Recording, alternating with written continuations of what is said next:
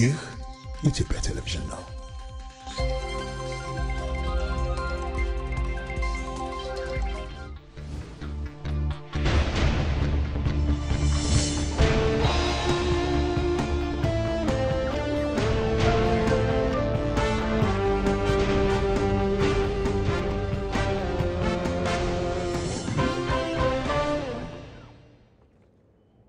ሰላም እንደምን አምሽታችኋል የተወደዳችሁ ተመልካቾቻችን የኢቲቪ 57 በሶስተኛው ምዕራፍ ተመልሷል። በዚህኛው ምዕራፍ ደግሞ የአጀንዳ ጉዳያችንን ጨምረን በተለያዩ ዘገባዎች ከናንተ ጋር ቆይታ እናደርጋለን።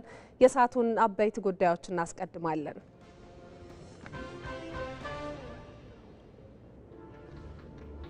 ኢትዮጵያ በዲጂታል 2025 ስትራቴጂ ወደ ተጀመረው አስተማማኝ ሁሉንም ያካተተ የፋይዳ ዲጂታል መታወቂያ መሸጋገሯን ጠቅላይ ሚኒስትር አብይ አህመድ ተናገሩ። ፋይዳ ካርድ ብቻ አይደለም፣ ይልቁንም ልዩ የሆነ አሃዛዊ መረጃን የያዘ የአንድን ሰው ግላዊነት በመጠበቅ ማንነትን የሚያረጋግጥ ነው። በይፋ ከጀመርን በኋላ 15 ሚሊዮን ዜጎች በዚህ ስርዓት ውስጥ ማካተት ተችሏል።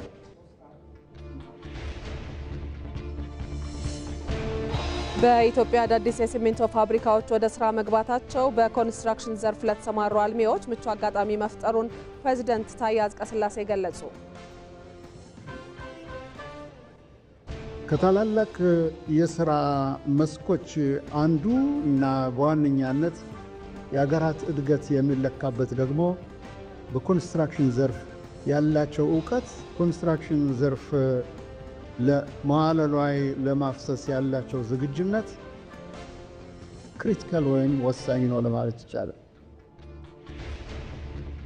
ኢትዮጵያ ያላትን የባህልና የጥበብ አቅም ለእርስ በርስ ትስስርና ለጋራ እድገት መጠቀም እንደሚገባ የሕዝብ ተወካዮች ምክር ቤት አፈ ጉባኤ ታገሰ ጫፎ ተናገሩ።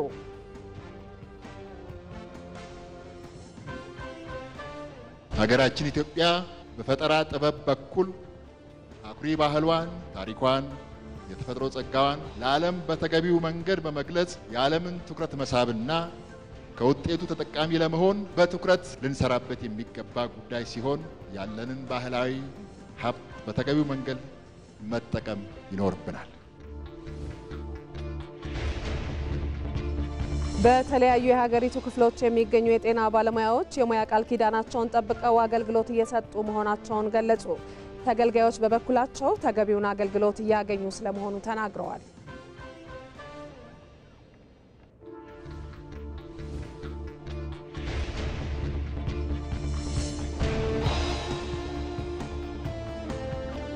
ሕክምና በመጠበቅ ቦታ ላይ በተገቢ መንገድ ህዝቡ እየተስተናገደ ነው እና ከዛ ውጪ ግን የተፈጠረም ችግር የለም።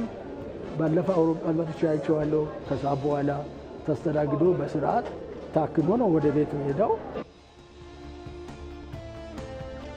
ከውጭ ትራምፕ ሩሲያና ዩክሬን አፋጣኝ የተኩስ አቁም ንግግር ለማድረግ ተስማምተዋል ሲሉ ገለጹ።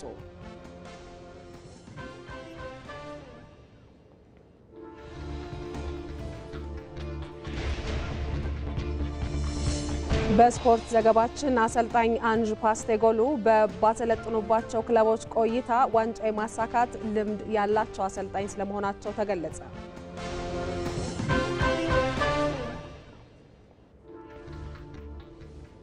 የምሽቱን የኢቲቪ 57 ዜና እየመራው ማህሌት ታደለ ከናንተ ጋር ቆይታ አደርጋለሁ። ተመልካቾቻችን አብራችሁን ሁኑ። የዛሬው የኢቲቪ 57 የአጀንዳ ዜናችን ከሰሞኑ ወቅታዊ ሁኔታ ጋር በተገናኘ በተለያዩ የኢትዮጵያ አካባቢዎች በሚገኙ የጤና ተቋማት ያለውን የአገልግሎት አሰጣጥ የሚመለከት ነው። ይህንኑ ጉዳይ በተመለከተ ደግሞ ከተለያዩ የሀገሪቱ አካባቢዎችና ከዚህ ከዋናው ስቱዲዮም እንግዳ ጋብዘን ቆይታ እናደርጋለን። እዚህ ዋናው ስቱዲዮ የጤና ሚኒስትር ዴኤታ የሆኑት ዶክተር ደረጀ ደጉማ ከስቱዲዮአችን ተጨማሪ ማብራሪያ ሊሰጡን ተገኝተዋል። እንዲሁም ደግሞ ከወላይታ ሶዶ በወላይታ ሶዶ ዩኒቨርሲቲ ኮምፕሬሄንሲቭ ስፔሻላይዝድ ሆስፒታል የህፃናት ሕክምና ስፔሻሊስትና የህፃናት ሕክምናና ትምህርት ክፍል ኃላፊ የሆኑት ዶክተር ተገኝ ባሼ ከወላይታ ሶዶ ኢቲቪ ስቱዲዮ በቀጥታ መስመራችን ላይ ይገኛሉ።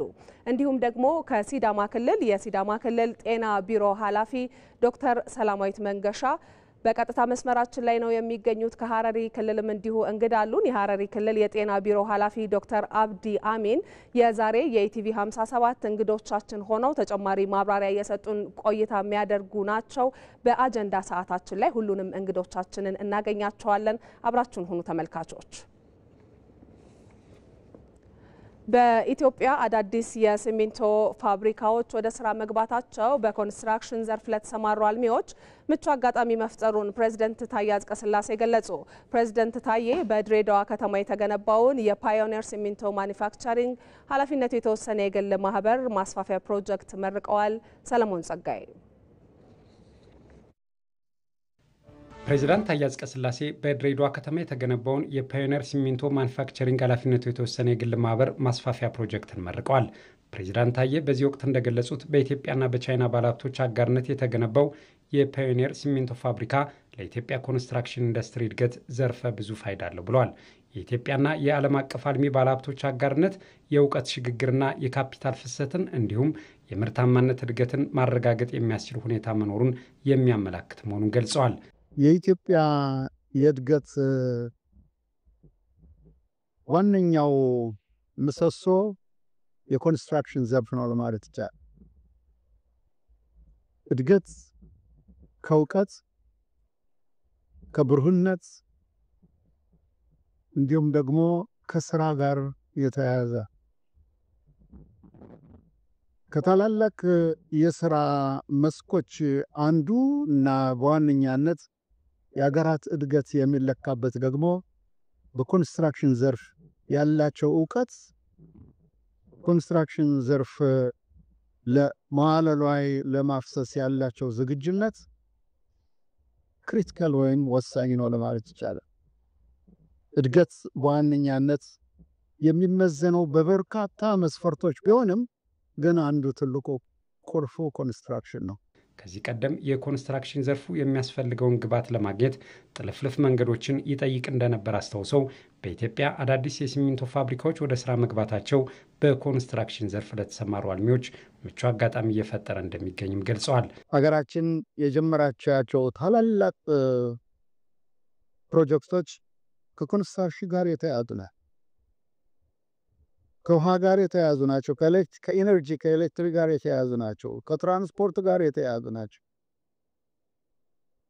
በርካታዎችን መጥቀስ ይቻላል። ስለዚህ ለኮንስትራክሽን ዘርፍ ግብዓት ከሆኑት አንደኛውና ቁልፉ ደግሞ ሲሚንቶ በመሆኑ ድሮ ሲሚንቶ ለማግኘት በጥልፍልፍ እና በተጠማዘዘ መንገድ መሄድ የግድ ይል ነበር። አሁን ግን ሲሚንቶ ለኮንስትራክሽን ዘርፍ ያለውን ግብዓት በትክክል በማጤንና በመመልከት ለእድገት መስፈንጠር ዋና መስፈርት በመሆኑ በርካታ አዳዲስ የሲሚንቶ ፋብሪካ በመቋቋማቸው በኮንስትራክሽን ዘርፍ የተሰማሩ የመንግስትን የግልም አልሚዎች ሲሚንቶን ማግኘት መሆን የለበትም። ምክንያቱም በርካታ የሲሚንቶ ፋብሪካዎች ተገንብተው በስራ ላይ በመዋላቸው ሳቢያ የእድገት ምሰሶነቱ በተለይ በኃይል ዘርፍ፣ በማኒፋክቸር፣ በአገልግሎት ዘርፍ እሙን የሆነ ነው። በኮንስትራክሽን ዘርፍ ኢንቨስትመንትን ማስፋፋት አገር የጀመረችውን የልማት ጉዞ ከማሳለጥ በላይ አዋጭ መሆኑን ጠቁመዋል። የፓዮኒር ሲሚንቶ ፋብሪካም በስራ ዕድል ፈጠራ፣ በእውቀት ልማትና ሽግግር ማህበራዊ ኃላፊነቱን እየተወጣ መሆኑ ያስመሰግነዋል ብለዋል። በሙያ ወይም በስኪል ዴቨሎፕመንት የተለያዩ ወጣቶችን በማሰልጠን ላይ መገኘቱ ደግሞ ትልቅ ቁም ነገር ነው። አሰልጣኝ ብቻም ሳይሆን በተግባር የሚታይ ሜንተርሺፕ መኖሩ ኩባንያው በማምረት ብቻም ሳይሆን በእውቀት ሽግግርም ላይ የተሰማራ መሆኑን ለማመልከት ነው። ትልልቅ ኩባንያዎች ማህበራዊ ኃላፊነትን ወይም ሶሻል ሪስፖንሲቢሊቲን ለመወጣት በአካባቢው ውሃ በመቆፈር በመንገድ ግንባታና በትምህርት ቤት የሚያደርጉት አስተዋጽኦ ከፍ ያለ ነው። ስለሆነም ማምረት ብቻም ሳይሆን ከማህበረሰቡ ጋር የተቀናጁ የተሰናሰኑ ለማህበሩ ልማት ደግሞ ከፍ ያለ ጉልህ አስተዋጽኦ እያደረጉ በመሆናቸው በዚህ ዙሪያም ሊመሰገኑ ይገባል። ድሬዳዋ የመተሳሰብ አብሮ የመኖር የእህትና ወንድማማችነት ተምሳሌት ነች ያሉት ፕሬዝዳንት ታዬ ደማቅ አቀባበል ላደረጉላቸው የከተማ ነዋሪዎችም ምስጋና አቅርበዋል። ኢትዮጵያ በዲጂታል 2025 ስትራቴጂ ወደ ተጀመረው አስተማማኝ ሁሉንም ያካተተ የፋይዳ ዲጂታል መታወቂያ መሸጋገሯን ጠቅላይ ሚኒስትር አብይ አህመድ ተናገሩ። የፋይዳ ዲጂታል መታወቂያን ከዋና ዋና አገልግሎቶች ጋር ማስተሳሰር ላይ ትኩረት ስለመደረጉም ተናግረዋል። ጠቅላይ ሚኒስትሩ በዲጂታል መታወቂያ ላይ የሚመክረውን ዓለም አቀፉን አይዲ ፎር አፍሪካ ጉባኤን አስጀምረዋል። ኮሰን ብርሃኑ ዝርዝር አለው። ዲጂታል አፍሪካን እውን ለማድረግና ሁሉም የሚታወቅባት የነጋዋን አፍሪካ ለመገንባት ያለመው የ2025 አይዲ ፎር አፍሪካ ዓመታዊ ስብሰባ በአዲስ አበባ ሲካሄድ ዲጂታል ኢትዮጵያን እውን ከማድረግ ጋር በተያያዘ ኢትዮጵያ ከ2 ዓመታት በፊት ዜጎቿ በዲጂታል መለያ እንዲታወቁ ለማድረግ በስፋት መሰራቱን ያነሱት ጠቅላይ ሚኒስትር ዶክተር አብይ አህመድ ሀገሪቱ ስለዘረጋቸው የዲጂታል መታወቂያ ስርዓት አብራርተዋል። ዘመናዊ አሳታፊና መሰረት ያለው ዲጂታል መታወቂያ ስርዓት ለመዘርጋት ምርጫችን አድርገን በስፋት ሰርተናል። ይህም ለሁሉም ነዋሪ በቦታ በትላንት ማህደርና ማንነት ላይ ሳይወሰን ተደራሽ ለማድረግ አልሟል። ስርዓቱንም ፋይዳ ብለነዋል። ፋይዳ ካርድ ብቻ አይደለም፣ ይልቁንም ልዩ የሆነ አሃዛዊ መረጃን የያዘ የአንድን ሰው ግላዊነት በመጠበቅ ማንነትን የሚያረጋግጥ ነው። በይፋ ከጀመርን በኋላ 15 ሚሊዮን ዜጎች በዚህ ስርዓት ውስጥ ማካተት ተችሏል። ነገር ግን ዓላማችን ሁሉም ዜጎች የሚታወቁበት ስርዓት መገንባት ነው። እየተገነባ ያለው የዲጂታል መታወቂያ ስርዓት ዜጎችን በዲጂታል ኢኮኖሚው ዘርፍ ተጠቃሚ ከማድረግ በዘለለ በተለያዩ ዘርፎች ዲጂታል ኢትዮጵያን እውን ለማድረግ ብዙ ስራዎች መሰራት እንደሚያስፈልጋቸው የጠቆሙት ጠቅላይ ሚኒስትሩ ፋይዳን ከተለያዩ ዘርፎች ጋር የማስተሳሰር ስራ በስፋት እንደሚያስፈልግ ተናግረዋል። እውነተኛ ዲጂታል መታወቂያ ስርዓት በጥቅሙ ላይ የተመሰረተ ነው። ለዚህም ነው የነደፍነው ስትራቴጂ ከዚህ የዘለለ መሆን የሚገባው። ይህም ፋይዳን ከቁልፍ ዘርፎች ጋር ለምሳሌ እንደ ፋይናንስ፣ ጤና፣ ትምህርት፣ ቴሌኮሙኒኬሽን፣ የህዝብ አገልጋይ ተቋማት ጋር ማስተሳሰር ይጠይቃል። ይህም ስርዓት አንድ ዜጋ ሊያገኛቸው የሚችሉ አገልግሎቶች በማንነቱ ብቻ እንዲያገኝ ይረዳዋል። ይህንንም ጥቅም በአንዱ ሴክተር እንደ ምሳሌ በፋይናንስ ዘርፉ ብቻ ዲጂታል ግብይት ከ12.5 ትሪሊዮን በላይ መዘዋወሩን ማየት ችለናል። በፋይዳ የዲጂታል መታወቂያ ስርዓት ሚሊዮኖች ለመቆጠብ፣ ለመበደር እንዲሁም ተያያዥ የፋይናንስ ጉዳዮችን ለመፈጸም ስርዓቱ ፈቅዶላቸዋል ያሉት ጠቅላይ ሚኒስትር ዶክተር አብይ አህመድ በኢትዮጵያ ብቻ ሳይወሰንም አፍሪካውያንን ከኢትዮጵያ ጋር የሚያስተሳስር እንዲሆን ይሰራልን ብለዋል። ወደፊት ስንመለከት የፋይዳ ዲጂታል መታወቂያ በአፍሪካ በፍጥነት እያደገ በመጣው የዲጂታል ኢኮኖሚ ተሳታፊ እንድትሆን ከማድረግ በዘለለም በአፍሪካ አህጉራዊ ነፃ ንግድ ቀጠና ላይም የራሷን አሻራ እንድታሳርፍ የማድረግ አቅምንም ይፈጥራል። የዲጂታል ማንነት አስተዳደር የአገልግሎት አሰጣጥን መሰል ህዝባዊ አገልግሎቶችን ማሻሻል ይችላል። ነገር ግን መንግስት ብቻውን ይህን ነገር ሊያደርገው አይችልም። ስለዚህ የግሉ ዘርፍና ዓለም አቀፍ አጋሮች ከዚህ አንጻር አብራችሁን እንድትሰሩ ጥሪ አቀርባለሁ። የነጋዋን ዲጂታል ኢትዮጵያውን ለማድረግ የራቅ አለመሆኑን ያነሱት ጠቅላይ ሚኒስትር ዶክተር አብይ አህመድ ለዚህም ስኬት በምክንያት በአንድነትና በትጋት ልንሰራ ይገባል ብለዋል።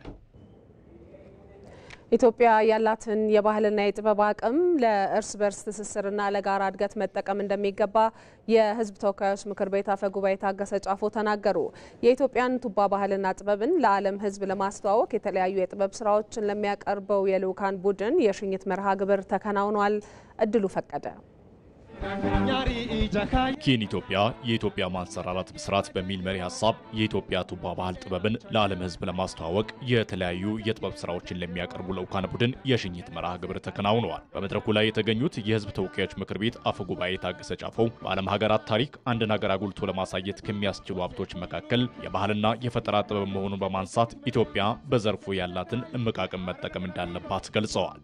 ሀገራችን ኢትዮጵያ የብዝሃ ባህል ባለቤትና የረጅም ዓመታት የህዝቦች ትስስርና ታሪክ ያላት ሀገር እንደመሆኗ መጠን በዚህ ዘርፍ እምቅ ሀብት ካላቸው ሀገራት ተርታ በቀዳሚነት የምትጠቀስ ሀገር ናት። በመሆኑም ኢትዮጵያ ያላትን ብዝሃ ውብ ባህልና በተፈጥሮ የተሰጣትን ታላቅ ጸጋ በመጠቀም በአንድ በኩል የህዝባችንን ኩሩ ባህል በመጠበቅ በሌላ በኩል ደግሞ ከዚሁ ሀብት የምናገኘውን ጥቅም ለማሳደግ እንዲሁም ሀገራችን በዓለም ደረጃ ጎልታ እንድትታይ የሁላችንም የጋራ ስራ በመሆኑ ርብርብ ይጠይቃል። አክለውም የባህልና የፈጠራ ጥበብ ለእርስ በርስ ትስስርና ለጋራ እድገት ጉልህ ሚና እንደሚጫወት ያነሱት አፈ ጉባኤው መንግስት ለዘርፉ በሰጠው ትኩረት አበረታች ለውጦች እየታዩ መሆናቸውን አንስተዋል። በአሁኑ ጊዜ መንግስት ለዘርፉ በሰጠው ትኩረት የባህልና የኪነ ጥበብ ዘርፍ በርካታ መሰረተ ልማቶች በተናጠልና ከትልልቅ አገራዊ ፕሮጀክቶች ጋር ተካተው ተገንብተዋል። የአሰራር ስርዓቱን መልክ ለማስያዝ ፖሊሲዎች በየደረጃው የተለያዩ ህግ ማዕቀፎችም ተዘጋጅተዋል። የባህልና ስፖርት ሚኒስትር ሸዊት ሻንካ በበኩላቸው የምስራቅ አፍሪካ የጥበባት ፌስቲቫል ጨምሮ የኢትዮጵያን ባህል ብዝሃነትና እሴቶችን የሚያሳዩ ታላላቅ ሀገራዊና አህጉራዊ ሁነቶችን ማዘጋጀቷን በማስታወስ የጥበብ አቅሟን ለሀገረ መንግስት ግንባታና ለማህበረሰብ እድገት መጠቀም እንዳለባትም ተናግረዋል። አገራችን ኢትዮጵያ የሰው ዘር መገኛ፣ ጥንታዊ የስልጣኔ ባለቤት፣ የአፍሪካ የድል ተምሳሌትና ህብረ ብሔራዊነት የደመቀች ታላቅ ናት። ይህን እምቅ አቅም ለአገረ መንግስት ግንባታና ለማህበረሰብ እድገት ለውጥ በመጠቀም ረገድ ደግሞ ጥበብ አይነተኛ ሚና ይወጣል።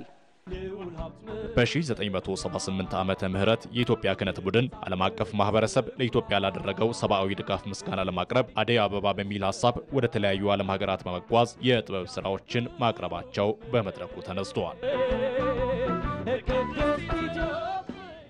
በኢትዮጵያ የማር ምርት የምግብ ሉዓላዊነትን ከማረጋገጥ ባለፈ የውጭ ምንዛሬን በማስገኘትና በስራ ዕድል ፈጠራ ትልቅ ሚና እየተጫወተ እንደሚገኝ ተገለጸ። ዓለም አቀፉ የንብ ቀን በጅማ ከተማ ተከብሯል። ራሄል አብደላ።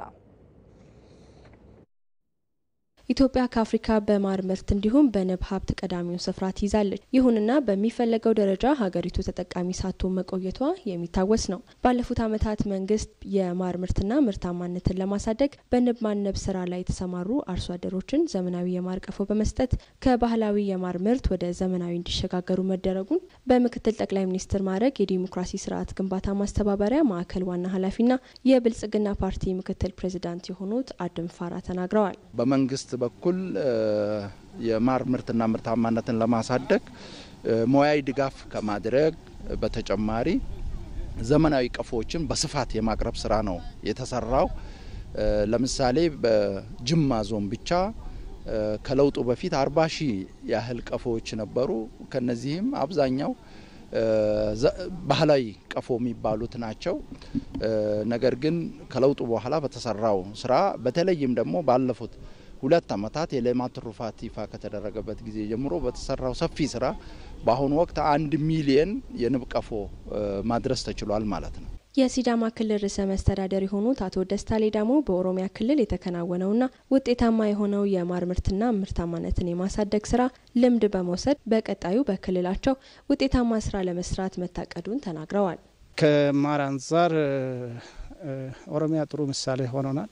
ስለዚህ እኔ መላው ኢትዮጵያውያን የተያዘው የልማት ኢኒሼቲቭ እጅግ የሚያዋጣ የግለሰቦችን የአካባቢን የብልጽግና ጉዞ ሊያፋጥን የሚችል በድምሩ ሀገራችንን ለመለወጥ የሚያስችል መሳሪያ ስለሆነ ሁላችንም እንረባረብበት እንበርታ ማለት ፈልጋለሁ። በደቡብ ኢትዮጵያ ክልል ርዕሰ መስተዳደር የሆኑት አቶ ጥላሁን ከበደ በክልሉ የማር ምርትን ለመጨመር ከመሰራቱን ባለፈ ለወጣቱ ዘመናዊ የማር ቀፎን የማምረት የስራ ዕድልን የፈጠረ መሆኑን ገልጸዋል። ከስራ ዕድል ፈጠራ ጋር ተራራ ልማት ጋር አቀናጅተን ያለሙ ተራሮችን አልምተን ለወጣቶች ተራራውን ሰጥተን የንብ እርባታ ዘመናዊ ቀፎችን ደግሞ የሚያመርቱ ወጣቶችን በእንጨት ስራ ተደራጅተው በማቅረብ ረገድ በተለይ ዘመናዊ ቀፎ በአንድ ቀፎ በአማካይ ከ20 ኪሎ ግራም በላይ ትላንታን ኦሮሚያ እንደተመክሮ ሲቀርብ የነበረው ከ28 ኪሎ ግራም በላይ ያገኛሉ። በእኛ ክልልም ወደዛ ለመምጣት የሚያስችል ስራዎች እየሰራንን። ርዕሳነ መስተዳደሮቹ በጅማ ዞን የተከናወነውን የሌማት ትሩፋት ስራዎች በተለይም የማር ምርትና ምርታማነትን ለመጨመር የተሰራው ስራ አመርቂ ውጤት ማስመዝገቡንና ለሌሎች ክልሎችም ምሳሌ መሆኑን ገልጸዋል። ያንዳንዱ ስቴፕ እንቅፋት ተፈጥረና ባለመሳካቱ ተከሳለ። ድንገት የተረጋጋ ሁኔታ ከተፈጠረ በተለየ መልኩ ጎዳለሁ ብሎ የሚያፈል ከግርግር ብቻ እንደሚያተርፍ የሚያምን ኃይል አለ። ማስቀረት ይቻል ነበር። አብሮ እየዶለተ ብሎ ግን መሬታችን ተይዟል ደግሞ ብሎ ሚዲያ ሲያገኝ ይከሳል። እኛ ያለምንበት የሆነ ነገር ተደረገ፣ መንግስት አስረክበው መጡ ምናምን የሚሉት ወሬ አለ። የምን መንግስት? ተፈናቃይን መልስ ሲባል ተፈናቃይ በወታደር እጄ ካልገባው ብሎ ሆን ብሎ ያደናቀፈው ሰው ተፈናቃዮቻችን እየተሰቃዩ ነው ይላል። እውቅናን በተመለከተ ያለው ሁኔታ ምንድነው? ፓርቲ ሰራዊት የለው። በቃ የህወሓት ሰራዊት ስለተባለ የህወሓት ሰራዊት ይዤ እቀጥላለሁ ሊሆን አይችልም። መጥቶ ተነጋግሮ ተስማምቶ ፈርሞ ጥሩ ነው ብሎ አመስግኖ ሄዶ ልክ እንደተካደ ሰውና ጉዳዩን እንደማያውቀው ሰው እንዳድሶ ነው የመከራከር ነገር ነው አንዱ ፈተና የሚያበዛው። ይሄ ለምን ሆነ? ምንድነው ምክንያቱ? አዲስ ጽሁፍ ማንበብ ያልቻለ ሰው ድሮ ያጠናትን ነገር ይዞ ነው መቀጠል የሚፈልገው። ቃላት ጭምር ሳይቀይር መኖር ከቻለ ለአሁኑ ትውልድ ኦብሶሌት ነው፣ ምንም ርባና የለውም ማለት ነው። አዲስ ፓርቲ ያዋቀራችሁ ነው የሚባለው ምን ላይ ደረሰ?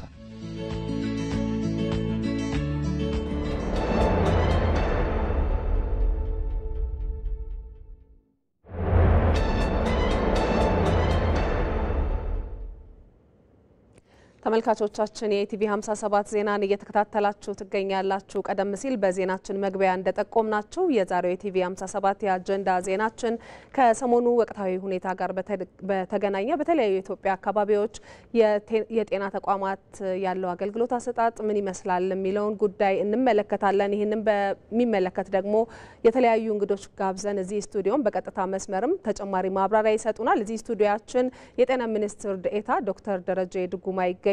ከወላይታ ሶዶ ስቱዲዮአችን ደግሞ የወላይታ ሶዶ ዩኒቨርሲቲ ኮምፕሬሄንሲቭ ስፔሻላይዝድ ሆስፒታል የህፃናት ህክምና ስፔሻሊስትና የህፃናት ህክምናና ትምህርት ክፍል ኃላፊ የሆኑት ዶክተር ተገኝ ባርሼ ይገኛሉ። እንዲሁም ደግሞ ከሲዳማ ክልል የሲዳማ ክልል ጤና ቢሮ ኃላፊ ዶክተር ሰላማዊት መንገሻ በቀጥታ መስመር ላይ ነው የሚገኙት። ከሐረሪ ክልልም እንግዳለን። የሐረሪ ክልል የጤና ቢሮ ኃላፊ ዶክተር አብዲ አሚን የዛሬ ኢቲቪ 57 እንግዶቻችን ናቸው። አስቀድመን ግን ወደ ተዘጋጁት ዘገባዎቻችን ነው የምንሻገረው። የጥቁር አንበሳ ስፔሻላይዝድ ሆስፒታል ሁሉም አገልግሎቶች ላይ ባለሙያዎቹ መስጠት ያለባቸውን አገልግሎት እየሰጡ እንደሚገኙ የሆስፒታሉ የጤና ሳይንስ ኮሌጅ ዋና ስራ አስፈጻሚ ፕሮፌሰር አንዱ አለም ደነቀ ገልጸዋል። ያው ባለፈው ሳምንት ሁሉንም አገልግሎቶች ሰጥተናል ለህሙማኖቻችን። ትላንትናም እንደዚሁ በሁሉም አገልግሎቶች ላይ ባለሙያዎቻችን ነርሶቹም ሐኪሞቹም ፋርማሲስቶቹም እንደዚሁም ላብ ቴክኒሻኖቹ መሰጠት ያለበትን አገልግሎት ሲሰጡ ውለዋል። ከዚህ በተጨማሪ ደግሞ ስፔሻሊስት ሐኪሞቹን ነርሶቹን እና ሌሎችንም ጤና ባለሙያዎች በተረኝነት በመመደብ ያው ሌሊቱን አገልግሎት ሰጥተዋል ማለት ነው። እንግዲህ ህክምና አገልግሎት ያው በሞትና በህይወት መካከል የሚሰጥ አገልግሎት ነው እና ዝም ብሎ ጽንሰ ሐሳባዊ ተምኔታዊ ሳይሆን በመሬት ላይ ያለው ነገር ይሄ ስለሆነ እኛ ይሄንን አገልግሎት ከመስጠት ያው ወደ ኋላ አንልም። የህክምና ባለሙያዎች ለሙያቸው በገቡት ቃል መሰረት አገልግሎቱን እየሰጡ ጥያቄዎቻቸውን ሊያቀርቡ እንደሚገባም ተገልጿል። አገልግሎት በቻልነው መጠን እየሰጠን አገልግሎቱ እየተሰጠ ለተጠየቁት ጥያቄዎች መልስ ቢሰጥ ጥሩ ነው። ያው ጥያቄዎቹ እንዳሉ ሆኖ ምን ጠይቃቸው ጥያቄዎች እንዳሉ ሆኖ ጎን ለጎን ስራችንን እየሰራን ነው እስካሁን ባለው ነገር ማለት ነው። በሌላ ዜና የሙያ ስነ ምግባራቸውን ጠብቀው ለማህበረሰቡ የህክምና አገልግሎት እየሰጡ መሆናቸውን የወላይታ ሶዶ ዩኒቨርሲቲ ኮምፕሬሄንሲቭ ስፔሻላይዝድ ሆስፒታል ሐኪሞች ተናገሩ። ተገልጋዮቹም ተገቢውን የህክምና አገልግሎት እያገኙ ስለመሆናቸው ገልጸዋል። ተመስገን ተስፋዬ አስተያየቶቻቸውን አሰባስቧል። ሁላችንም ለህዝባችን ለቤተሰቦቻችን እነዚህ እህት ወንድሞቻችን ናቸው፣ አባት እናቶቻችን ናቸው።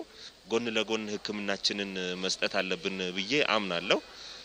ለዛም ነው አሁን እዚህ ተገኝቼ ድንገተኛ ህክምና እየሰጠሁ የሚገኘው። ህክምና ስራውን ትተን ጥያቄ እናስከት የሚለው ነገር እኛ እንደ ህዝብም የሚያስከት ነገር አይደለም። የተመላላሽ ህክምና ላይ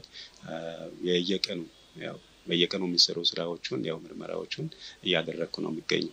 ህክምና የትኛው ቢሆን ድንገተኛ አልፎ ነው የሚመጣውና ስለዚህ እዚህ ክፍል ላይ ያለው ባለሙያ እየሰራ ነው። ማህበረሰቡም ደግሞ አገልግሎትን እያገኘ ነው። ነርሶችም ፋርማሲስቶችም ላቦራቶሪዎችም በነስር ያሉት በአገባብ የሕክምና አገልግሎት በመስጠት ላይ ይገኛል። ወላይታ ሶዶ ዩኒቨርሲቲ ክፍት ነው። በየትኛውም ጊዜ የትኛውንም አገልግሎት ሳያቋርጥ ሰርቪሱን እየሰጠ ነው ያለው። የትኛውም የወላይታና አጎራባች አካባቢ ላይ ያለው ወላይታ ሶዶ ዩኒቨርሲቲ ሆስፒታል እንደመጠቀም የሚፈልግ በየትኛውም ሰዓት መጥቶ አገልግሎቱን መደበኛ አገልግሎቱንም ድንገተኛ ሕክምና አገልግሎቱንም መጥቶ መቀበል እንደሚችል በዚሁ አጋጣሚ መግለጽ እፈልጋለሁ። የስኳር በሽተኛ ታካሚ ተመላላሽ ታካሚ ነኝ። በዚሁ አንጻር ዛሬ ቀጠሮ ስላለኝ በቀጠሮ መጥቼ ያለው ሕክምናውን በሚገባ ካርዴ ወጥቶ እንደ ወትሮ ሁኔታዎች ሁሉ ተስተካክሎ እየታከምኩ ነኝ። ታክም ያለው መድኃኒቱንም በስነ ስርዓት ወስጄ ያለው እና በዚህ አንጻር እየታከምን ነው። ችግር የለብንም። ከብላቴ ነው የመጣሁት። የገባሁት ቀን ጀምሬ ያው እግዚአብሔር ይመስገን ደህና ነኝ። እንክብካቤያቸውን አልተለየም። ሰላም አለው። መድኃኒት እየሰጡ እየገቡ እያዩ ነው። ሰላም አለው። እዚህ መጥቼ እስካሁን ወባ ነው የታከምኩ ያለሁት። የወባ መድኃኒት ነው የተሰጠኝ ያለው። በጣም ጥሩ ሰዎች ነበሩ። ትላንትና እያዩ ነው። ከደቡብ ኢትዮጵያ ወደ ሐረሪ ክልል ስንሻገር ደግሞ በሐረሪ ጁገል ጠቅላላ ሆስፒታል እያገኙ በሚገኘው የሕክምና አገልግሎት ደስተኛ መሆናቸውን ተገልጋዮች ገልጸዋል። ሆስፒታሉ በሐረሪ ክልል ገጠርና ከተማ እንዲሁም ከአጎራባች ክልሎች ለሚመጡ ተገልጋዮች ቀልጣፋ አገልግሎት እየሰጠ ስለመሆኑ ተጠቁሟል። ሪፖርተራችን ቴዎድሮስ ታደሰ የሆስፒታሉን አገልግሎት አሰጣጥ ቅኝት አድርጎ ተከታዩን ዘገባ አድርሶናል። አሁን የምንገኘው በሐረሪ ክልል በሚገኘው የጁገል ጠቅላላ ሆስፒታል ነው። በዚህ ሆስፒታል ላይ በርካታ በክልሉ በከተማም በገጠርም የሚገኙ ተገልጋዮች የሕክምና አገልግሎት የሚያገኙበት ስፍራ ነው። በዚህ አካባቢ እየተሰጠ የሚገኘው የሕክምና አገልግሎት ምን ይመስላል ስንል ዞር ዞር ብለን እናስቃኛችኋለን። ከኛ ጋር ነው። የምንገኘው የድንገተኛ ክፍል ውስጥ ነው። በዚህ ክፍል ውስጥ ሕክምና አገልግሎት ሲያገኙ ያገኘናቸው አንድ እናት እዚህ አጠገቤ ይገኛሉ። አጠቃላይ ስለ አገልግሎቱ ጠይቃቸዋለሁ። እጅግ አድርጌ ነው የማመሰግነው። ስሞት ማን ይባላል? እዚህ የመጡት ለምንድን ነው? ወይዘሮ ሳራ መሐመድ እባላለሁ። የመጣሁት ከድሬዳዋ ነው። እናቴ የዚህ የሐረር ነዋሪ ነች። አሟት ነው የመጣ ነው። አሁን እንክብካቤ እየተደረገላት ነው። እንዲያው የሕክምና ባለሙያዎቹ ሆስፒታሉ ሲያደርግ የነበረው ወይም ሲሰጥ የነበረው አገልግሎት እንዴት ያዩታል? እኛ ሌሊት እንደውም ትሞታለች ብለን ፈርተን ነበር። አሁን ግን ያው በተደረገላት እንክብካቤ በጣም ደህና ላይ ነች። እግዚአብሔር ይመስገን፣ አላህ ይመስገን። ስሞት ማን ይባላል? መሰረት አበራ። መሰረት ማን አበራ። መቼ ነው የገቡት? ምን ነበር ያመሞት? እንዲያው የተደረገሉት የተሰጡት የሕክምና አገልግሎትንስ እንዴት ተመለከቱት? እኔ አሁን በጣም ነው ትሪት አድርገውኛል። ትላንት ነው የገባሁት። እነሱ ጋር ምንም ችግር የለም። በጣም ነው ትሪት የሚያደርጉት። በሽተኛ ትብብር አላቸው። ዶክተሮቹ፣ ነርሶቹ ይተባበራሉ።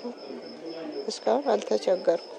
የተለያዩ ባለሙያዎች እንደምትመለከቱት ስራዎቻቸውን በተገቢው መንገድ እያከናወኑ ይገኛሉ። እዚህ አጠገቤ አንድ ባለሙያ ይገኛል። ከሱ ጋር ቆይታ አደርጋለሁ። ያው የስራ ሁኔታ አሪፍ ነው፣ እየሄደ ነው። ያው እንደ ላቦራቶሪ የምንሰጣቸውን አገልግሎቶች ለታካሚዎቻችን ምንም ማቆራረጥ ሳይኖር እየሰራ ነው። በእርግጥ ያው እንደ ጤና ባለሙያ የተቀረቡ ጥያቄዎች አሉ። መንግስትም ትኩረት ሰጥቶ ለመመለስ በሂደት ላይ ስለሆነ እኛም በስራ ላይ ሆነን ያው አገልግሎት እየሰጠን እንደ ማንኛውም ጤና ባለሙያ ሰርቪስ እየሰጠን የገባነውን ቃል በመፈጸም ጥያቄዎች እስኪመለሱ እንሄዳለን ማለት ነው። እንደሚታወቀው ሲአርሲ የሚባል አለ፣ ኮምፓሽኔት ሪስፔክትፉል ኬር። አንድ ጤና ባለሙያ ሩሩህ መሆን አለበት፣ ማዘን አለበት፣ አዛኝ መሆን አለበት። አገልግሎት ማንኛውም በተለያየ ቦታዎች በሚነሱ ውዥንብሮች ውስጥ መረበሽ የለበትም። የጤና ባለሙያ አገልግሎቱ መቋረጥ የሌለበት ነው። አንድ አገልግሎት ተቋረጠ ማለት እናት፣ ህይወት፣ አባት፣ ወንድም ምናጣበት ነው የሚሆነው እና መቋረጥ የሌለበት ነው። ይሄ ደግሞ አግባብም አይደለም። ማንኛውም የጤና ባለሙያ ስራውን እየሰራ በዛ ውስጥ መብቱን ግዴታውን እየተወጣ መብቱን ይጠይቃል። ሰላም ነሽ? እንዴት ነሽ? እንዴት ነው? እየተሻለሽ ነው? አሁን ደግሞ ተመልካቾቻችን የምንገኘው በጁገል ጠቅላላ ሆስፒታል የቀዶ ሕክምና ማገገሚያ ክፍል ነው። ከጥቂት ሰዓታት በፊት የተለያዩ የቀዶ ሕክምና አገልግሎቶችን ያገኙ እንዲሁም ደግሞ የሰጡ የሕክምና ባለሙያዎችን እዚህ አጠገቤ አግኝቼ አነጋግራቸዋለሁ። እጅግ አድርጌ ነው የማመሰግነው። እንተዋወቅና እንዲያው ከማለዳ ጀምሮ ምን አይነት አገልግሎት ሰጡ? በሆስፒታሉ እየተሰጠው ያለው የሕክምና አገልግሎት ምን ይመስላል? ስሜ ዶክተር አብዱራህማን አህመድ እባላለሁ እና አጋጣሚ እዚህ የምገኘው በቀዶ ሕክምና የማገገሚያ ክፍል ላይ ነው ያለነው እና እንደምታዩት 3 በሽተኞች አሉ። አንደኛው የእንቅርት በሽታ ቀዶ ጥገና ተደርጎላት የተኛች ነው። ሌላው ደግሞ በሲዜሪያን ሴክሽን ምንድነው በኦፕሬሽን የወለደችው።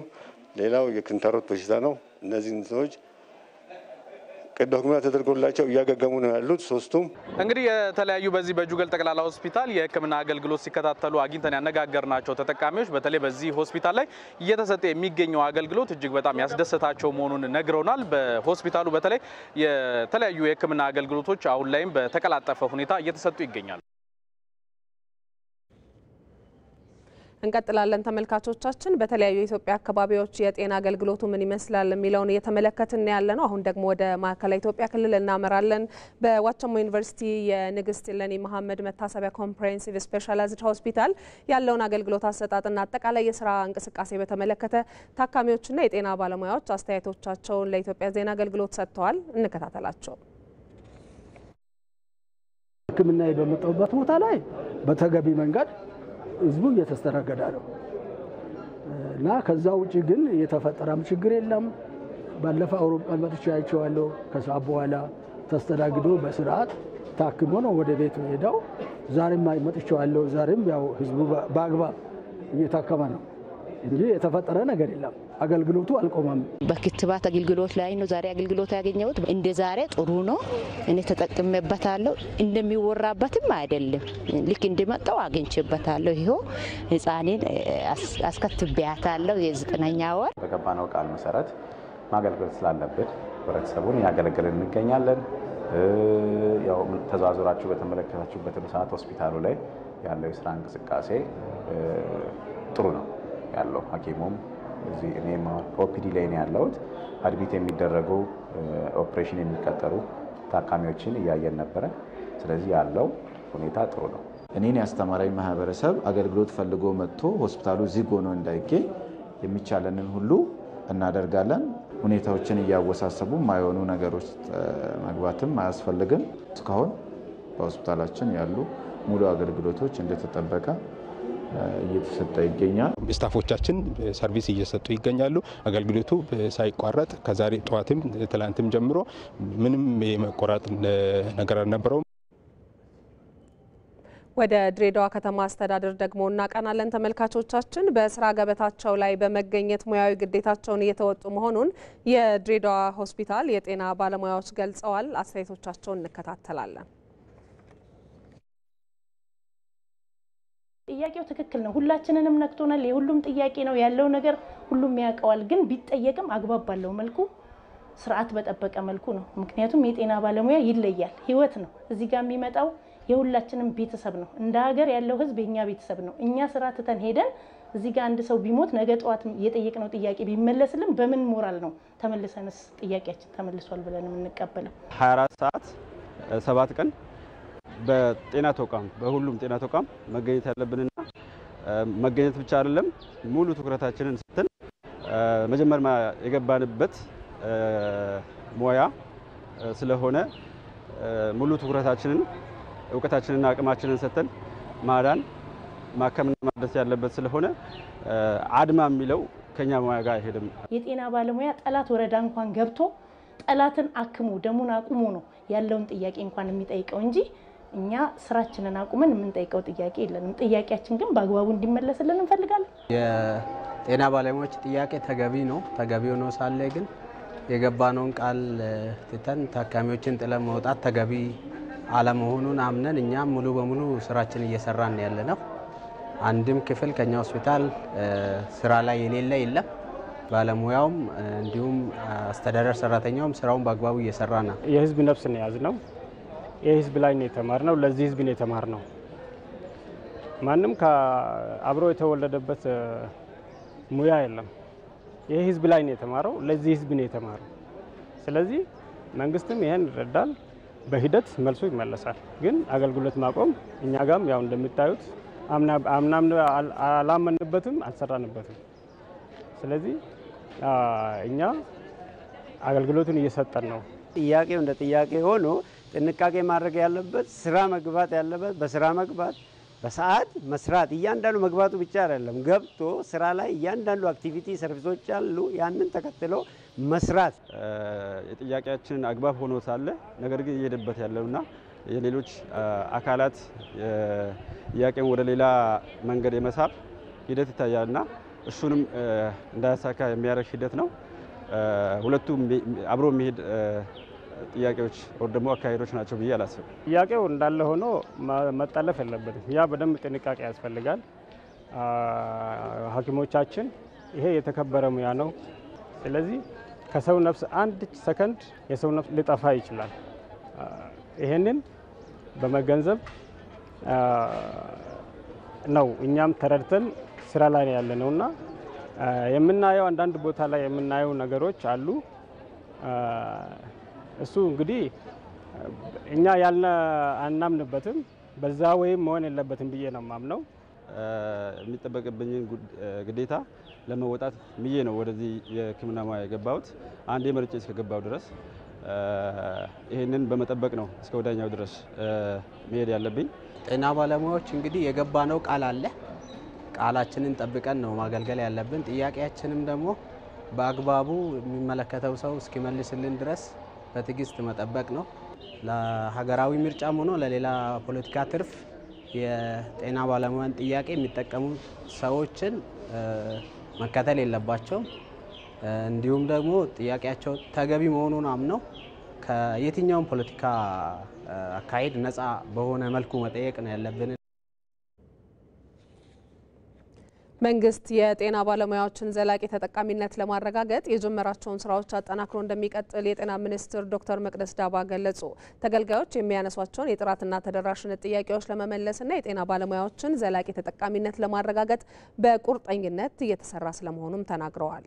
ከህብረተሰብም ከጤና ባለሙያዎችም ምላሽ ከመስጠት አንጻር ብዙ ስራዎችን እየሰራ ነው። እነዚህንም እናስቀጥላለን። በተዋረድ ለምሳሌ በተቋማት ደረጃ ውይይቶች እየተካሄዱ ነው። እነዚህ ይቀጥላሉ።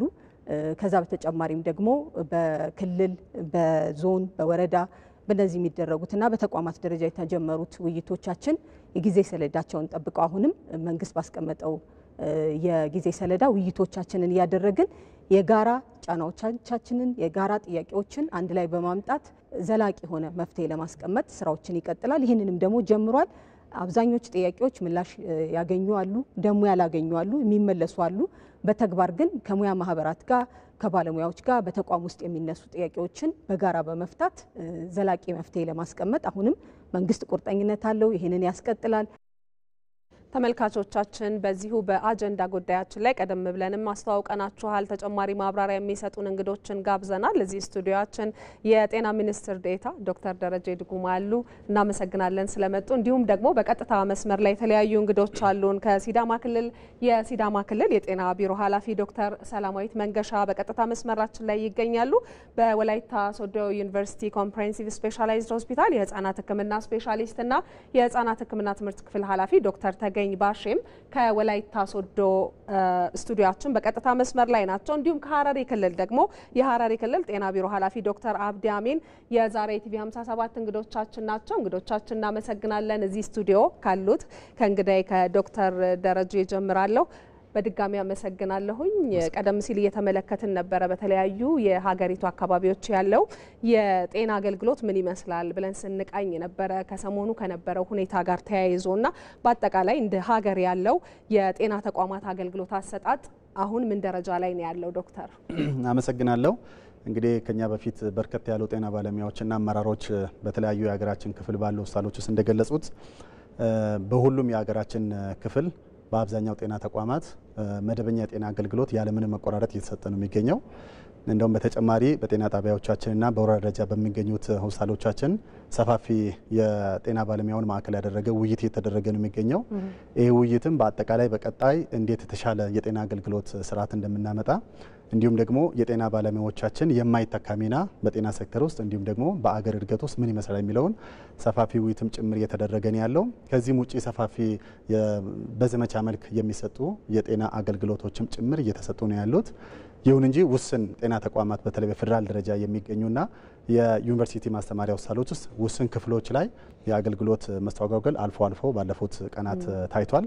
እነዚህ በጣም ዝቅተኛ ችግር ነው የታዩት። በአብዛኛው ግን ያለምንም አገልግሎት መቆራረጥ ቀጥሏል። ምንም የተቋረጠ አገልግሎት የለም። ማህበረሰባችን ሙሉ በሙሉ አገልግሎቱን ማግኘት ተችሏል።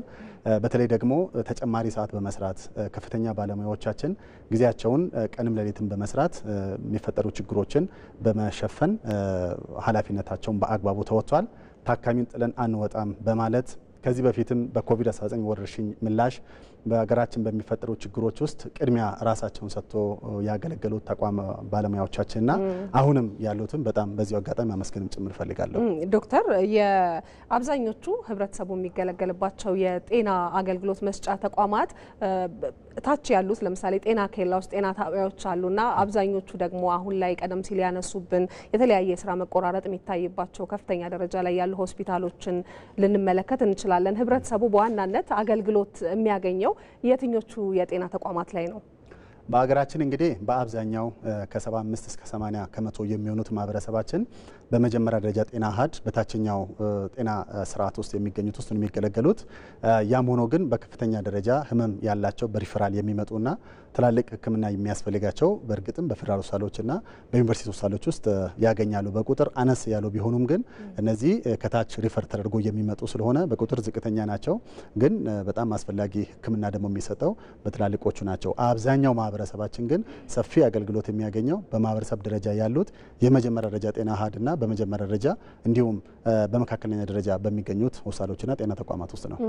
እንመለሳለን ወደ እርስዎ ዶክተር። በቀጥታ መስመር ወዳሉ እንግዶቻችን እንለፍና የወላይታ ሶዶ ወዳሉት እንግዳችን ነው የምናመራው። ዶክተር ተገኝ ባሼ በወላይታ ሶዶ ኢቲቪ ስቱዲዮ በቀጥታ መስመራችን ላይ ነው የሚገኙትና ዶክተር እርስዎ በሚሰሩበት የህክምና ተቋም ውስጥ የጤና ባለሙያዎች ካለባቸው ሙያዊ ኃላፊነት ስነ ምግባር አኳያ ለተጠቃሚዎች አሁን ላይ እየተሰጠ ያለው አገልግሎት ምን ይመስላል?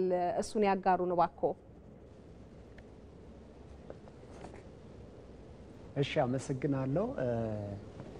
ያው ጤና ሙያ በአጠቃላይ በጣም ብዙ መስዋዕትነት የሚጠይቅ ለህዝባችንም ደግሞ ወሳኝ የሆነ አገልግሎት ነው። ያው በየትኛውም አጋጣሚ በየትኛውም ሁኔታ መቋረጥ የማይችል የማይገባ የህዝብ አገልግሎት ነው። ስለዚህ ያንን ታሳቢ በማድረግ ያው ጥያቄው የሁላችንም የጤና ባለሙያ ጥያቄ ነው። መንግስትም ይሄን ጥያቄ እንደሚመልስ እናምናለን። ስለዚህ መንግስት ጥያቄውን እስከሚመልስ ድረስ ሁሉም አገልግሎቶች ያው እነዚህ ከተለያየ ቦታ የኛ ሆስፒታል ስፔሻላይዝድ ሪፈራል ሆስፒታልም ስለሆነ ከተለያየ ጤና ተቋም በተለያየ ከባድ ሁኔታ ውስጥ ሆኖ የሚመጡ ታካሚዎች ናቸው። ለምሳሌም ምጥ ጋር ተያይዞ ምንም አማራጭ የሌላት ከገጠር የምትመጣ እናት፣ ወሊድ ምክንያት ደግሞ በተለያየ ምክንያት ህፃናት ጨቅላ ህፃናት አገልግሎት የሚያገኙት ያው እነዚህ የመሰሉና ሳይታሰብ ደግሞ አደጋ ደርሶባቸው በዛ አደጋ ምክንያት ሆስፒታላችን ለአገልግሎት የሚመጡ ታካሚዎች ስላሉ እነዚህን ምንም ከጉዳዩ ጋር ቀጥታ ግንኙነት የሌላቸው ሰዎች ናቸው። አገልግሎቱ ብቻ ፈልጎ ነው የሚመጡት። ስለዚህ ምንም ማያውቁ ጨቅላ ህፃናትን፣ እናቶችን በዚህ አገልግሎት ላይ ጉዳዩ ጋር ቀጥታ ግንኙነት ስለሌላቸው እነዚህን ጥሎ የነዚህን አገልግሎትን ጥሎ ከሆስፒታል መውጣት ያው የሙያ ስነ ምግባሩም አይፈቅድም። ይሄን ሁሉ አመታትን ብዙ መስዋዕትነት ከፍለን ያው የተማርነው ለህዝባችን እንደዚህ ወሳኝ የሆኑ አገልግሎቱን አቋርጠን ላለመውጣት ለመስራት ነው ያው ቃልም የገባ ነው። ስለዚህ በዛው መሰረት ጥያቄው አግባብ የሆነ ጥያቄ መሆኑን ብንረዳም አገልግሎት ማቋረጥ የሚለውን ለኛ ምቾት አይሰጠንም። ስለዚህ ያ ምቾት የማይሰጥ ነገር ደግሞ ሙያ ስነ ምግባሩም ስለማይፈቅድ ይሄን አገልግሎት የሚያስፈልገው መስዋዕትነት ከፍለን ምንም አይነት ሳናቆራረጥ ለህዝባችን በተለያየ የህክምና አገልግሎት ክፍሎች እየሰጥን እንገኛለን። ያው የህፃናት የጨቅላ ህፃናት የወሊድ ክትትል ያላቸው ደግሞ የስኳር ደም ግፊት ያላቸው ታካሚዎች ስለኛ ሁኔታ አያውቁምና በዛ ሁኔታ አገልግሎቱን ምንም ሳናቆራርጥ እየሰጠን እንገኛለን። መልካም ዶክተር፣ ወደ ሲዳማ ክልል ደግሞ እናምራና የሲዳማ ክልል ጤና ቢሮ ኃላፊ ዶክተር ሰላማዊት መንገሻ በቀጥታ መስመራችን ላይ ያሉ። ዶክተር ሰላማዊት ከሰሞኑ ወቅታዊ ሁኔታ ጋር በተገናኘ በሲዳማ ክልል በሚገኙ የተለያዩ የጤና ተቋማት ያለው አገልግሎት አሰጣጥ ምንድን ነው የሚመስለው? ይህንኑ ጉዳይ ከጤና ከሙያ ቃል ኪዳንና ስነ ምግባር ጋር አያይዘው ይመልሱልኝ። እሺ አመሰግናለሁ። በሲዳማ ክልል እንግዲህ ባሉን ተቋማት ከሆስፒታሎችም ላይ እንዲሁም ደግሞ በጤና አጠባበቅ ጣቢያዎች ላይ ሙሉ ለሙሉ አገልግሎት ለማህበረሰባችን እየተሰጠ ነው ያለው። የተወሰነ በሐዋሳ ዩኒቨርሲቲ ኮምፕሬሄንሲቭ ሆስፒታል ላይ የነበሩ ውስን ክፍተቶች ነበሩ በተወሰኑ ዲፓርትመንቶች ላይ። እርሱም ቢሆን ባሉት ባለሙያዎች ተካክሶ እየተሰራ ነው። ስለዚህ ድንገተኛ አገልግሎት እንዲሁም ደግሞ የቀዶ ሕክምና አገልግሎት፣ ሌሎችም አገልግሎቶች ያው ባለሙያው ገብቶ ክፍተቶችን ደፍኖ እየሰራ ይገኛል። አጠቃላይ እንግዲህ ከጤና ባለሙያ ስነ ምግባርና ደግሞ ቃል ገብቶ ከመፈጸም አንጻር ቃልን ጠብቆ ከመስራት አንጻር ያው ጤና ባለሙያ ማለት ከሌላው ሙያ በጣም የተለየ የሚያደርገው የሰውን ልጅ የሚያገለግልበት አገልግሎት ነው። አገልግሎቱም የማህበረሰብ አገልግሎት ነው። ደግሞ ማህበረሰባችን በሞትና በህይወት መሃል ሆኖ ነው ከፈጣሪ በታች ጤና ባለሙያን አምኖ ወደ ተቋም የሚመጣው። ስለዚህ በዚህ ሰዓት በየትኛውም ጊዜና በየትኛውም ሁኔታ ክፍት ሆኖ ተቋሙ አገልግሎት እንዲሰጥ 24 ሰዓት ክፍት የሚሆንበትን ምክንያት ይሄ ነው። ስለዚህ ቃልም ተገብቶ ወደ ስራ ስንገባ እንደ ጤና ባለሙያ ይህን ማህበረሰብ ፈተና ቢገጥም ችግር ቢገጥም ዋጋ ከፍሎ የሚያስከፍለውን የትኛውንም ዋጋ ከፍሎ ማህበረሰብን ማዳን የሚጠይቅ ሙያ ከመሆኑ አንጻር ይሄ እንደ ጤና ባለሙያ በተለየ ሁኔታ የሚታይ አገልግሎት መሆኑ ሁሉንም ጤና ባለሙያ ተቋም ውስጥ ገብቶ በተሰጠው ኃላፊነትና ስፍራ ላይ ማገልገል ግዴታው ያደርገዋል።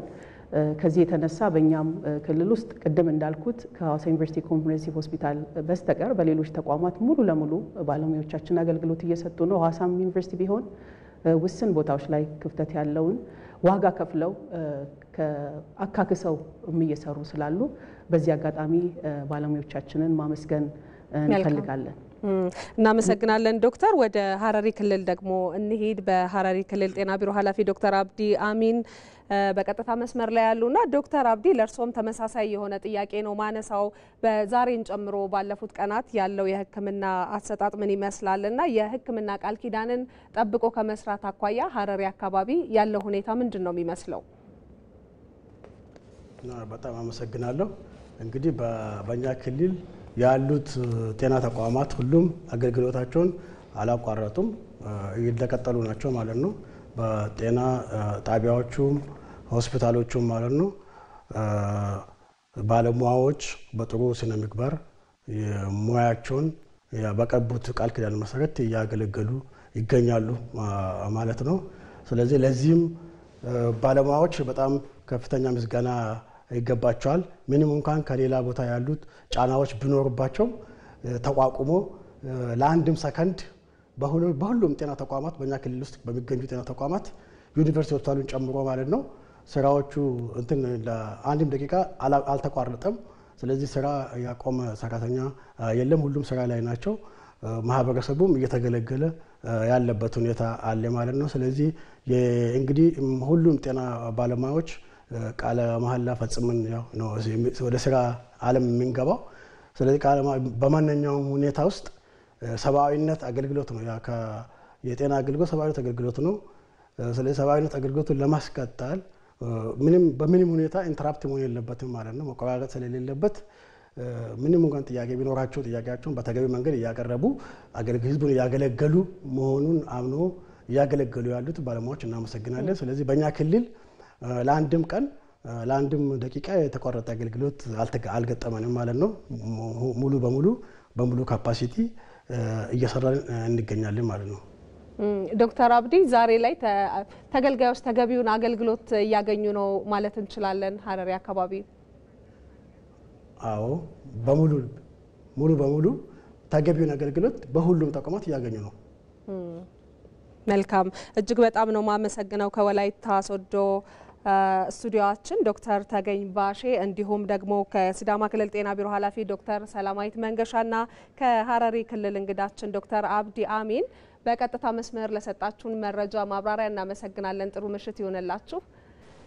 እንቀጥላለን እኛ ቆይታችንን። እዚህ ዶክተር ደረጀ ዱጉባ የጤና ሚኒስትር ዴታ ይገኛሉ። ከሳቸው ጋር የምናደርገውን ቆይታ እንቀጥላለን። ተመልካቾቻችን ቀደም ሲል ባጋራናችሁ ዘገባዎቻችን እንዲሁም ደግሞ በቀጥታ መስመር እንግዶችን በሰጡን መረጃ እንደተመለከትነውና ኢቢሲም ደግሞ በተለያዩ የሀገሪቱ አካባቢዎች ተዘዋውሮ በተመለከተው መሰረት በጤና ተቋማት ላይ አገልግሎቱ በአግባቡ እየተሰጠ ስለመሆኑ ተመልክቷል። ይህን የተመለከቱ ጉዳዮችን እያነሳን እንቀጥላለን። ዶክተር ደረጀ እንመለስና ወደ ጥያቄው ቻችን የቀደም ሲል እየተመለከትን ነበረ። በተለይ ደግሞ ጫና የሚያደርጉ አካላት እንዳሉ በተለይ አሁን ቀደም ሲል የጤና ባለሙያዎችም ስራቸውን በሙያዊ ኃላፊነታቸውን እየተወጡ መሆኑን የሚገልጿሉና ስራ ለመስራት የሚገቡት ላይ ጫና የሚያደርጉ አንዳንዶቹ ደግሞ ይህንን የሙያ ጥያቄ ነው ልንለው የምንችለው ወደ ፖለቲካ አጀንዳ ማራመጃነትና ወዳልተፈለጉ አቅጣጫዎች የሚወስዱም እየተመለከትን ነውና ከዚህ አኳያ ያለው መስመር ምንድነው? ምንድነው የታሰበው? መንግስት ምን አስቧል?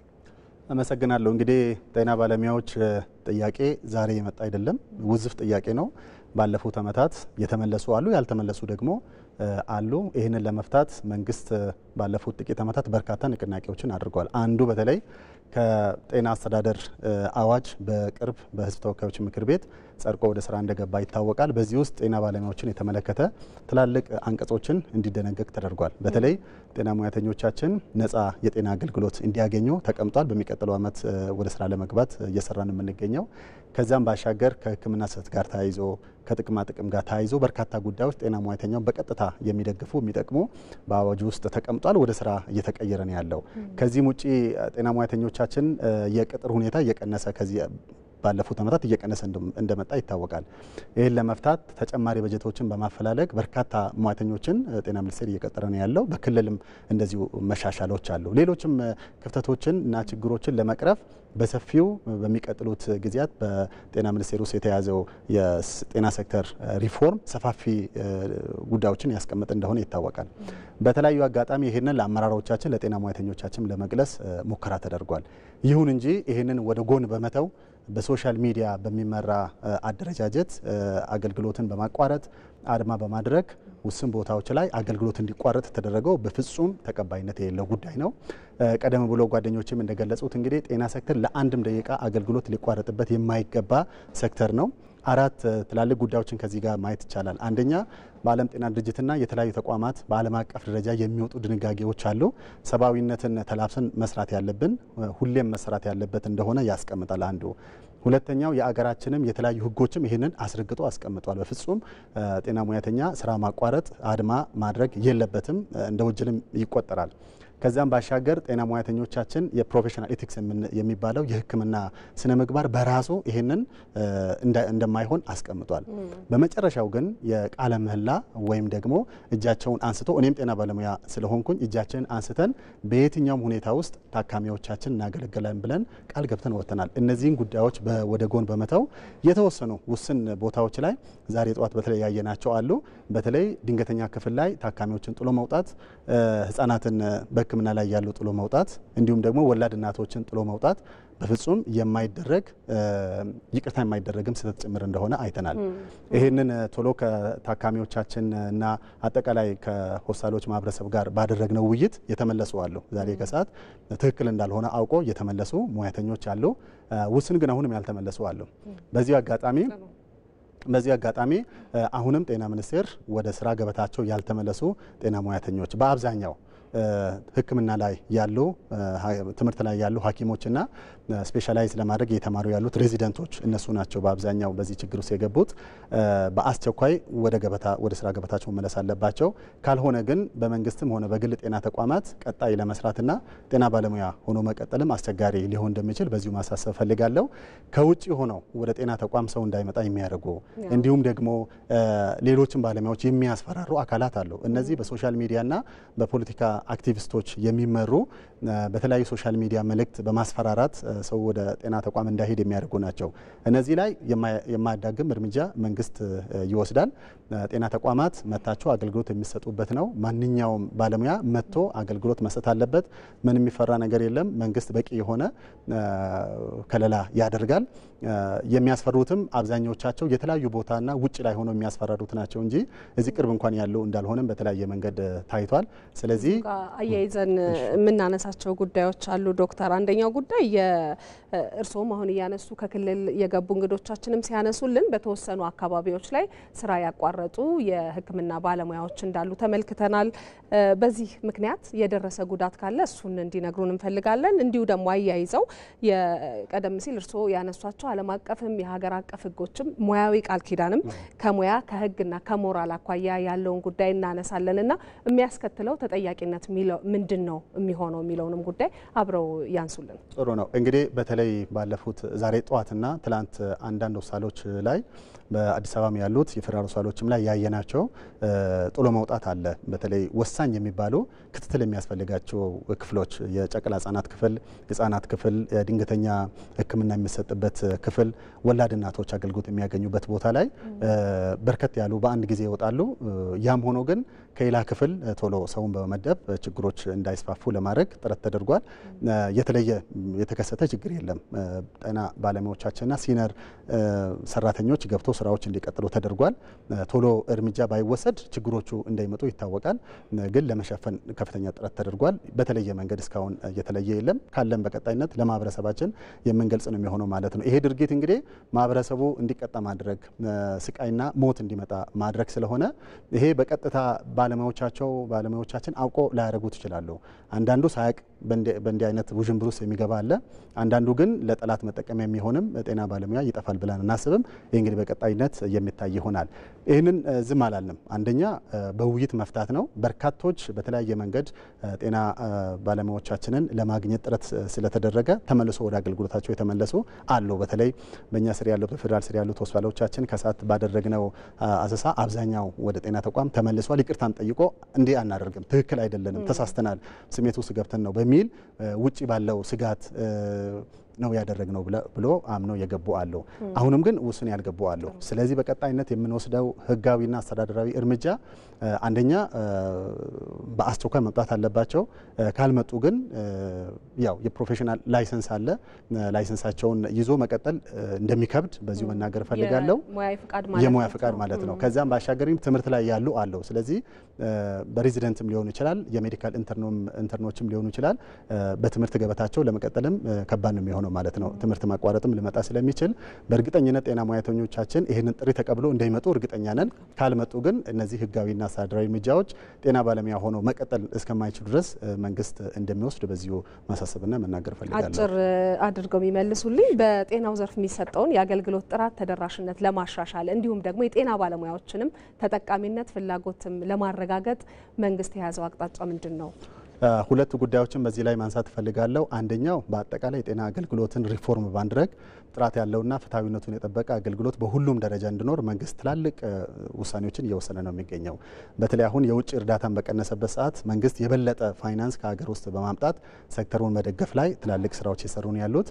ያም ብቻም ሳይሆን ማህበረሰቡን በማነቃነቅ የጤና ስራ የበለጠ እየጠናከረ እንዲሄድ መንግስት ደግሞ በየደረጃው ለሴክተሩ የሚሰጠውን ድጋፍ ለማጠናከር ሪፎርምም ደግሞ በጤና ሴክተር ላይ የጀመርነው ሪፎርም አለ። ይሄ የበለጠ ማህበረሰባችንን ተጠቃሚ እንዲያደርግ ከግብአት ጋር ተያይዞ የሚነሱ የተለያዩ ችግሮች የሚቀረፉበትን መንገድ በአጠቃላይ ጤና አገልግሎት ጥራት እንዲኖሩ ለማድረግ ሰፋፊ ጥረቶች ተጀምሯል።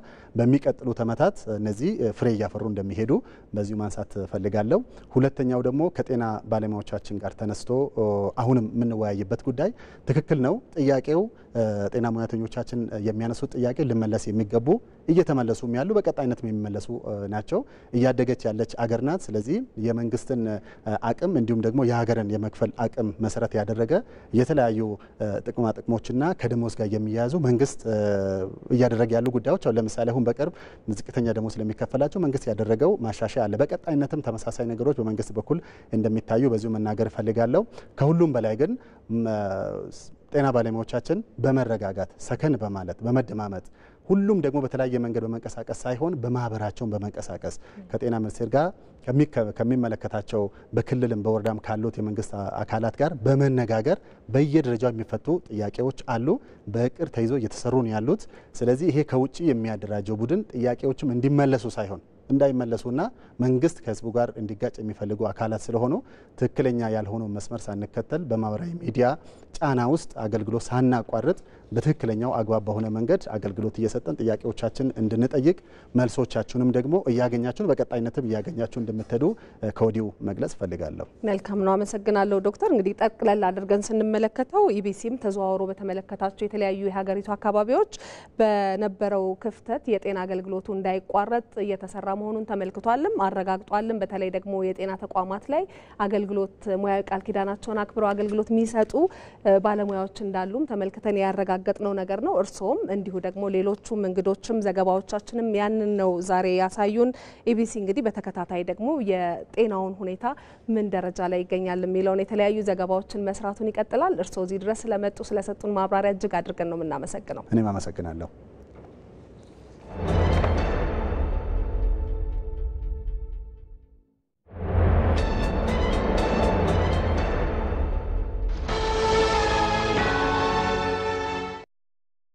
ኃላፊነቶች ሲበዙ ዘመናዊ መፍትሄ መጠቀም ብልህነት ነው። አዲሱ ሲቢ ብር ፕላስ የገንዘብ ዝውውር ባህሉን ይበልጥ ሊያዘመን መጥቷል። ለተለያዩ ሰዎች ገንዘብ ለመላክ ጊዜ መፍጀት ቀርቷል።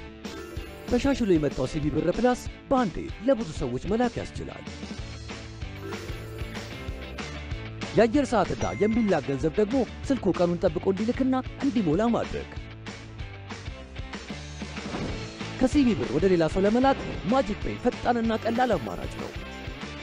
አሁን ባሉበት ሆነው የኮንዶሚኒየም ብድር ክፍያውን መክፈል ይችላሉ። ገንዘብ ለመጠየቅ ሊንክ ፈጥሮ ወደሚፈልጉት ሰው መላክ ብቻ በቂ ነው። ገንዘብ ሲቢ ብር ሂሳቡ ላይ ባይኖርም ችግር አይደለም። የባንክ ሂሳቡን በሲቢ ብር ፕላስ በኩል ያገኙታል። የጉዞ ትኬት፣ የዲኤስቲቪ ሌሎች ተጨማሪ አገልግሎቶችን ወደ ሲቢ ብር ፕላስ ሚኒ አፖች ጎራ ይበሉ። መተግበሪያውን ከአፕ ስቶር ወይም ከፕሌይ ስቶር በማውረድ ባሉበት ሆነው መመዝገብ ይችላሉ። ሲቢ ብር ባሉበት ሁሉ አለ። የኢትዮጵያ ንግድ ባንክ ሁሌም የሚተማመኑበት ባንክ።